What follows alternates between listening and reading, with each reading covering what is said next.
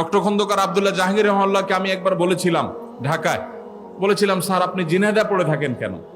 ঢাকা থাকলে কত কাজ করা যায়, ঢাকায় মিডিয়া সেমিনার বড় বড় জাতীয় পর্যায়ে কাজগুলো করা যায়, আপনি মফস্বল জেলায় পড়ে আছেন কেন?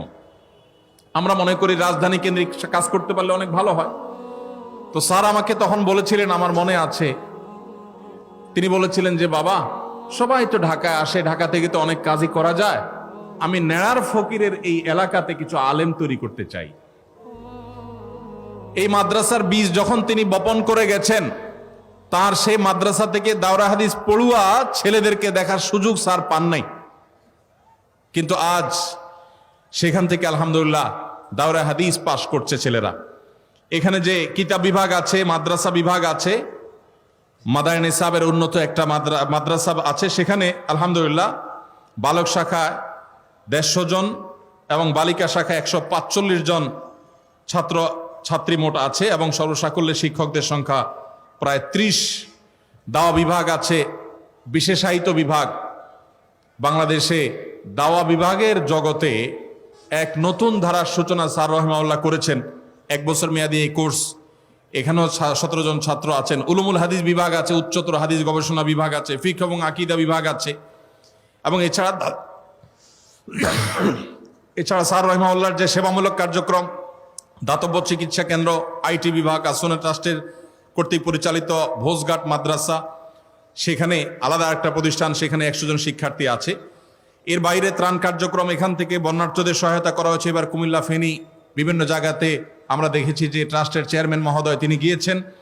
এবং মসজিদের যে অবকাঠামোটা, এই মাহফিলের ঠিক পেছনে এখানে স্যারের যে প্রতিষ্ঠিত মসজিদ, সেই মসজিদটাকে নতুন করে নির্মাণ করতে হচ্ছে। ছোট মসজিদ অনেক আগে ছিল, পুরাতন হয়ে গেছে। সেই মসজিদকে নতুন করে নির্মাণ করতে গিয়ে বর্ধিত অংশ 5200 স্কোয়ার ফিট মসজিদ। এই মসজিদের 6টা ফ্লোর দরকার, এর মধ্যে 4টা ফ্লোর হয়েছে, আরো 2টা ফ্লোর করা বাকি আছে। এই ফ্লোরগুলো এখনো করা যাচ্ছে না, এখানে প্রচুর পরিমাণ টাকার প্রয়োজন।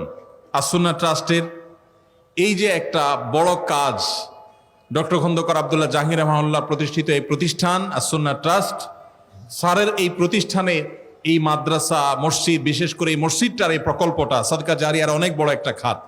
আমি আপনাদের সবাইকে উদাত্ত আহ্বান করতে চাই, আল্লাহ যাদেরকে তৌফিক দিয়েছেন, স্যারের প্রতিষ্ঠিত এই মসজিদের পশ্চিম পাশেই স্যারের কবর আছে।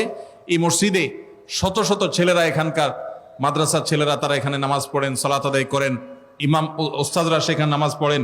এখান থেকে ওলামা একরামদেরকে গড়ে তোলা হয়, এখান থেকে সুন্নাহর দাওয়াত হয়, মাসিক মাজলিসুস সুন্নাহ হয় ওসামা খন্দকারের নেতৃত্বে আর ওলামা একরামের নেতৃত্বে। এখানে প্রচুর পরিমাণ টাকার এখনো প্রয়োজন, টাকার অভাবে কাজ সেই গতিতে চলছে না।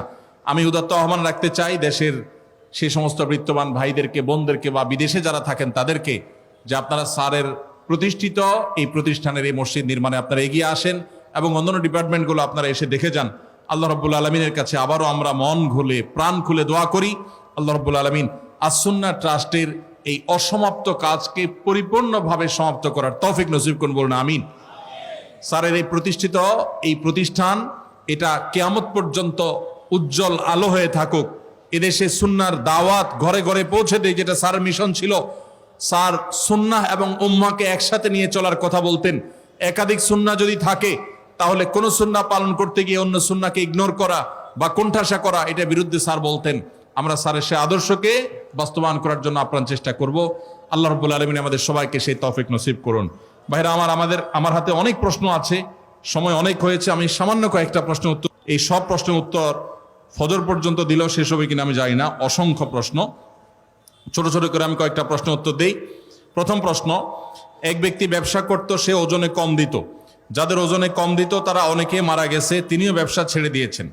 এখন তিনি তো বান্দার হক নষ্ট করছেন, এখন সে কিভাবে হক পূরণ করবে বা কিয়ামতের দিন কিভাবে ক্ষমা পাবে? আল্লাহ তো বলেছেন তিনি তার হক ক্ষমা করার এখতিয়ার রাখেন, কিন্তু বান্দার হক নষ্ট করলে আল্লাহ তাকে ক্ষমা করবেন না। এ থেকে কি মাপ পাওয়ার কোনো পথ আছে কিনা? কোনো ব্যক্তি তার জীবদ্দশায় ব্যবসা চলাকালীন সময় কাস্টমারদের কম দিয়েছেন, কাকে ওজনে কম দিয়েছেন তার খুঁজে বের করা যাবে না। এরকম পরিস্থিতিতে যে কাজটি আমাদের করতে হবে, আনুমানিক কত লোককে আমি কত পরিমাণ জিনিসপত্র কম দিয়ে ঠকাইছি সেটা আনুমানিক একটা ফিগার বের করতে হবে। সব মিলে এই পরিমাণ চাল ডাল এই পরিমাণ হবে, এর বেশি হবে না, একটু বাড়ায় ধরতে হবে সতর্কতামূলক ভাবে যে এই পরিমাণ হবে সবাই টাকা একত্র করলে। যেহেতু মালিক খুঁজে পাওয়া যাবে না, অতএব ওই টাকাটা সেই মালিকদের তরফ থেকে অন্য গরিব দুঃখীদেরকে দান করে দিবেন, এই নিয়তে যে আল্লাহ যাদের হক আমি মেরেছিলাম ওজনে কম দিয়া, এখান থেকে আনুপাতিক হারে তাদের হক অনুযায়ী সওয়াব আপনি দিয়ে দিবেন। কিয়ামতের দিন আল্লাহর কাছে দায় মুক্তির জন্য এই কাজ করতে হবে, সেই সাথে আল্লাহর কাছে ক্ষমাও চাইতে হবে।